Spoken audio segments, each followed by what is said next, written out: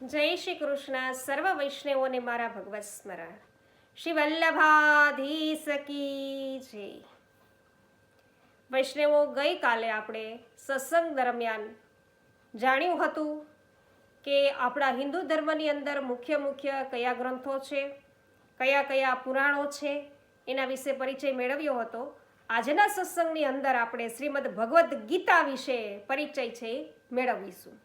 શ્રીમદ ભગવદ્ ગીતા તો જ્યારે કુરુક્ષેત્રના મેદાનમાં છે એ પાંડવો અને કૌરવો યુદ્ધ માટે પોતપોતાના લશ્કરો સાથે સામે આવી ગયા, ત્યારે કૌરવોના પક્ષે ભીષ્મ પિતામહથી માંડીને બધા વડીલો છે એને અર્જુને જોયા. બધા વડીલોને અર્જુને જોયા અને તેમાં ગુરુ દ્રોણાચાર્ય પણ હતા. તો યુદ્ધમાં વડીલોનો સંહાર કરવો પડશે, ભાઈ ભાંડુઓને છે હણવા પડશે, એવા ખ્યાલથી અર્જુન છે એનું મન છે એ બેચેન બની ગયું. અને અર્જુન છે એના રથના સારથી ભગવાન શ્રી કૃષ્ણ હતા.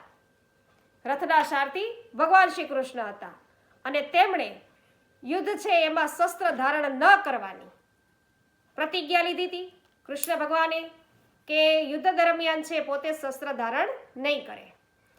તો તેઓ અર્જુનના રથનું સારથી પદ છે એ સંભાળતા હતા અને યુદ્ધ પૂર્વે અર્જુને તેમને વિનંતી કરી કે બંને સેનાઓ છે એની વચ્ચે મારો રથ તમે એક વખત ખડો કરી દો, તો ત્યાં ઊભો રાખો રથને, ન્યા લઈ જાઓ, હું બધા સગા સ્વજનોને પેલા જોઈ લઉં. અને અર્જુનની ઈચ્છા પ્રમાણે બંને સૈન્યની મધ્યમાં શ્રી કૃષ્ણે અર્જુનનો રથ લાવીને ઊભો કર્યો. ત્યારે અર્જુન છે એ શારીરિક અને માનસિક રીતે હાવ તરદન ઢીલો થઈ ગયો. એણે તો યુદ્ધ કરવાનો ઇનકાર છે એ કર્યો કે આ યુદ્ધ થોડુંક કરાય, યુદ્ધ નથી કરવું. અને ત્યારે તેને ઉપદેશ આપવા માટે ભગવાન શ્રી કૃષ્ણે અર્જુનને છે એ આ ગીતાના વચનો છે એ સંભળાવ્યા હતા. અને તે વચનો છે એ ભગવાન શ્રી કૃષ્ણે સ્વયં પોતાના મુખેથી શ્લોકોના ગાન દ્વારા છે એ કીધા. એટલા માટે એને ગીત શબ્દ પરથી ગીતા શબ્દ છે એ બન્યો. શ્લોકોના ગાન દ્વારા કહેલા હોવાથી ગીત શબ્દ પરથી ગીતા શબ્દ બન્યો. તેથી તે ગ્રંથ શ્રીમદ ભગવદ્ ગીતાના નામે પ્રસિદ્ધ થયો. તો આ ગીતા સર્વ ઉપનિષદો રૂપી ગાયનું દૂધ છે અને તેને દોહનાર ગોપાલ ભગવાન શ્રી કૃષ્ણ છે. માટે ગીતાને સર્વ ઉપનિષદોના તત્વરૂપી અમૃત તરીકે ઓળખવામાં આવે છે. તો ઉપનિષદોમાં 32 જેટલી બ્રહ્મ વિદ્યાઓ છે એ સમજાવવામાં આવી છે. તે બધાનો સાર છે ને ગીતામાં છે. ગીતાના કુલ 18 અધ્યાય છે અને મોટા ભાગે તે અર્જુન કૃષ્ણના સંવાદ રૂપે છે. અર્જુનના પ્રશ્નોના ઉત્તરમાં ભગવાન શ્રી કૃષ્ણે 18 જેટલા જુદા જુદા યોગ અર્જુનને શીખવ્યા છે.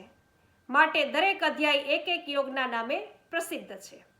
તો 1 થી 6 સુધીના અધ્યાયોમાં કર્મ માર્ગની, 7 થી 12 સુધીના અધ્યાયોમાં ભક્તિ માર્ગની, જ્યારે 13 થી 18 સુધીના અધ્યાયોમાં જ્ઞાન માર્ગની વિગતવાર સમજણ છે. અને હા, વેદ ઉપનિષદમાં બતાવેલ ઈશ્વર ઉપાસનાના મુખ્ય 3 માર્ગ, કર્મ, ભક્તિ અને જ્ઞાન, એનું સ્વરૂપ અહીં ખૂબ જ વિસ્તારપૂર્વક ભગવાન શ્રી કૃષ્ણએ સમજાવ્યું છે ગીતામાં.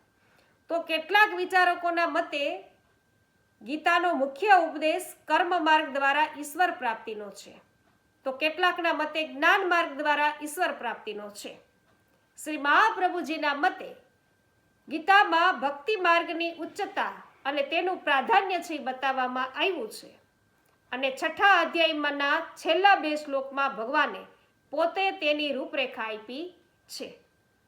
તેઓ કહે છે કે તપસ્વી કરતા તપયોગી ઉત્તમ, તપયોગી કરતા કર્મ કરનાર છે એ વધારે ઉત્તમ, અને કર્મ કરનાર કરતા કર્મયોગી છે ઉત્તમ, કર્મયોગી કરતા જ્ઞાની ઉત્તમ, અને જ્ઞાની છે એનાથી જ્ઞાન યોગી છે એ ચઢિયાતો છે.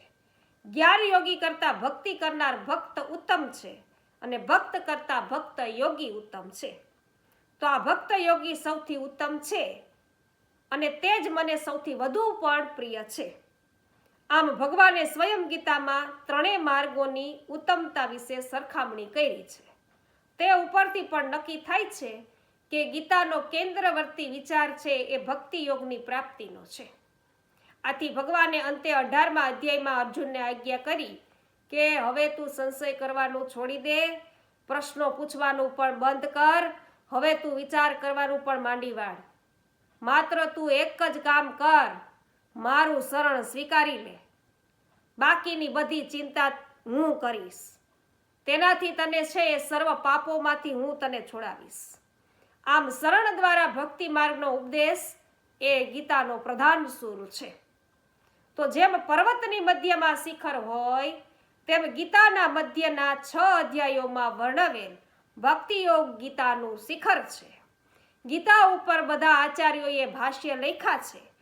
તે સિવાય અનેક વિદ્વાનોએ ગીતાનું વિવેચન કરતા ગ્રંથોએ લખ્યા છે.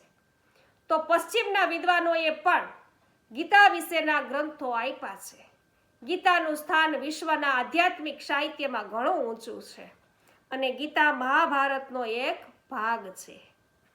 તો એક વખત શ્રી મહાપ્રભુજી જગન્નાથપુરી પધાર્યા હતા ત્યારે ત્યાંના રાજાની રાજ્યસભામાં ધર્મ ચર્ચાનું આયોજન થયું હતું અને ત્યાં ઉપસ્થિત વિદ્વાનો છે એ સામે જગન્નાથપુરીના રાજાએ 4 પ્રશ્નો કર્યા હતા. વિદ્વાનોની સામે રાજાએ આવા 4 પ્રશ્ન રજૂ કર્યા છે કે સૌથી મોટો દેવ કયો, પછી બીજો પ્રશ્ન કર્યો કે સૌથી મોટો ગ્રંથ કયો, ત્રીજો પ્રશ્ન કર્યો કે સૌથી મોટો મંત્ર કયો, અને પછી ચોથો પ્રશ્ન એ કે સૌથી મોટું કર્મ કયું. તો આ ધર્મ ચર્ચામાં એકમતી થતી નહોતી, ક્યાંય છે બધા એકમત થતા નહોતા.